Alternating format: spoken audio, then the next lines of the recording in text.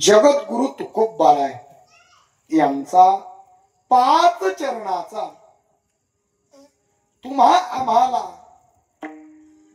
विनंती करून तुम्हा आम्हाच्या पायाला स्पर्श करून अट्टहासानं तुम्हा आम्हाला नामस्मरण करण्याचा आग्रह धरणारा अभंग सेवेकरिता उच्चारलेला आहे. विठाला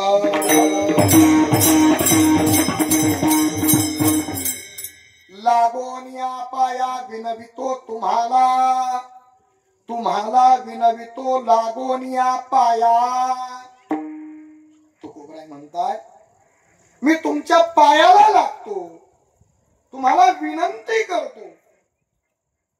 विठ्ठल विठ्ठल म्हणा वेळोवेळा, हा सुख सोहळा स्वर्गी नाही. तुमच्या पायाला लागून विनंती करतो बड्या, तुम्ही विठ्ठल विठ्ठल म्हणा.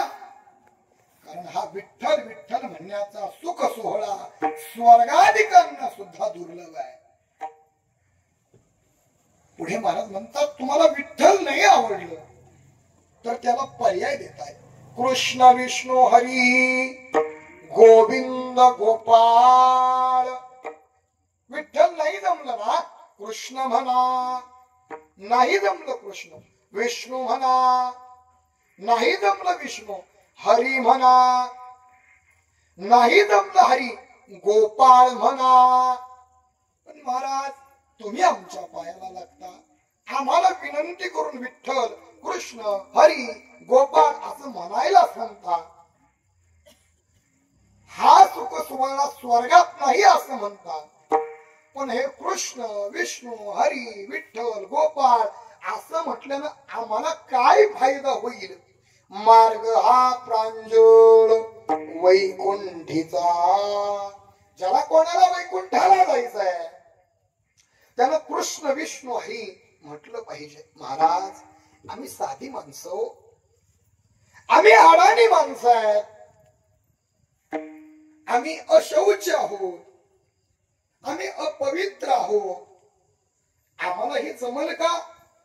सकळासी येथे आहे अधिकार, कलियुगी उद्धार हरीच्या नामे.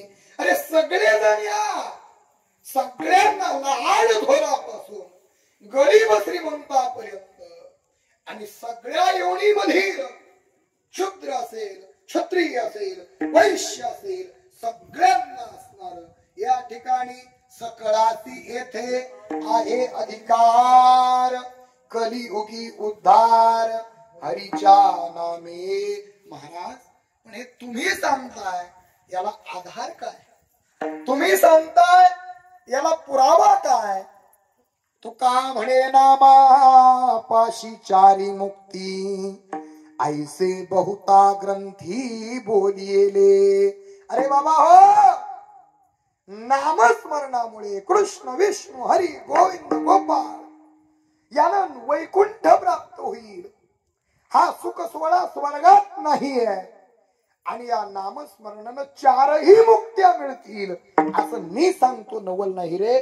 ऐसे बहुता ग्रंथी बोलिले. म्हणून विठ्ठल विठ्ठल म्हणा वेळोवेळा, हा सुख सोहळा स्वर्गी नाही. विठ्ठल विठ्ठल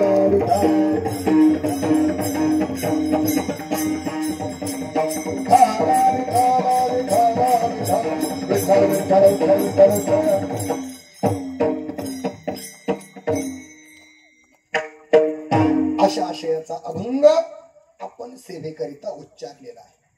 सेवेला प्रारंभ करण्यापूर्वी थोडासा परिहार द्यायचा तो असा का सालावाद प्रमाणे आपण मजल दर मजल करत भगवान भानेश्वराच्या कृपा छत्राखाली आपला हा भगवान भानेश्वर पायदिंडी सोहळा सालाबाद प्रमाणे मैबाब आज 4थ्या दिवशी पोपळज या गावामध्ये विसाव्याला येत असतो.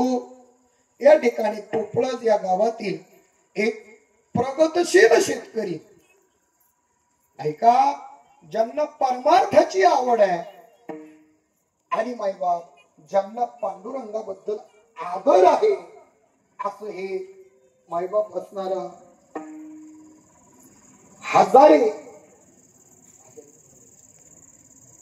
हजारे परिवार, आणि या परिवाराकडे आपण दरवर्षी प्रमाणे मायबाप या ठिकाणी निवासाकरिता येत असतो. या ठिकाणी मायबाप अन्न, वस्त्र आणि निवारा या महत्वाच्या 3 गोष्टी आहेत. वस्त्र तर आपण घेऊन आलेलो आहे. आता ज्यांना अडचणी आहेत हो, त्यांनी एक ड्रेस शिल्लक म्हणून कालच एक ड्रेस धुवून टाकला. पण गंमत आहे का, आश्रयाची गरज आहे ते हजारे परिवारानं मिटवली आहे. गोरक्षनाथ हजारे मायबाप लक्षात ठेवा, छोटस घर होतं अगोदर बर का अण्णा, पण पांडुरंगाला वाटलं असेल अरे या घरामध्ये माझे वाणेश्वराचे वारकरी शेकडो येतील, आणि एवढे छोट्या घरामध्ये त्यांना राहणं अशक्य होईल ना, म्हणून पांडुरंगाने आशीर्वाद दिला आणि मायबाप एवढी मोठी बिल्डिंग उभी राहिली. आणि याचे दाखले आपल्याला होळेपर्यंत येत आहेत. वारकरी श्रीमंत असावा, वारकरी धनवान असावा, कारण वारकरी धनवान असेल, वारकरी श्रीमंत असेल तर तो इतर वारकऱ्यांची मदत केल्याशिवाय राहणार नाही. म्हणून चांगल्या माणसाकडे भरपूर पैसा असला पाहिजे. हो, सांगेन तुम्हाला मायबा, निवाऱ्याची व्यवस्था हजारे परिवार करतोय.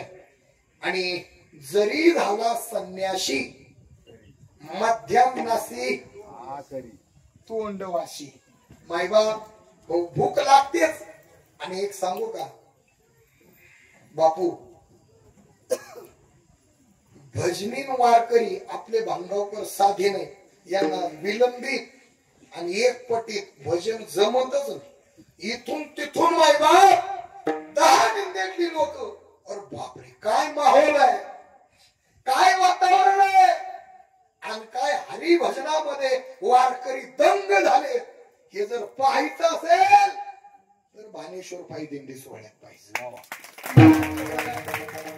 आपणच आपलं सांगतोय असं नाही बरं, हे वास्तव आहे. आणि या सगळ्याला सहभाग मायबाप तुम्हा सर्व माता वर्गाचा आहे.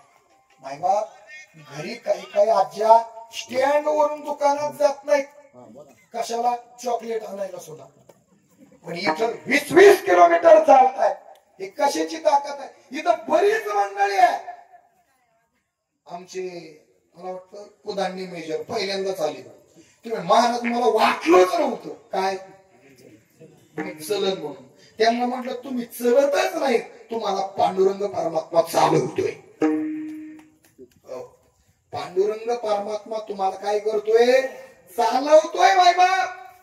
म्हणून करता या ठिकाणी राहुल भाऊसाहेब शितोळे, पांडुरंग हरिभाऊ महाडिक, सतीश मारुती कुधांडे असा महाडिक परिवार, शितोळे परिवार आणि कुधांडे परिवाराच्या वतीनं आजचं अन्नदान आहे. या अन्नदानाच्या माध्यमातून ते सेवा करतायत.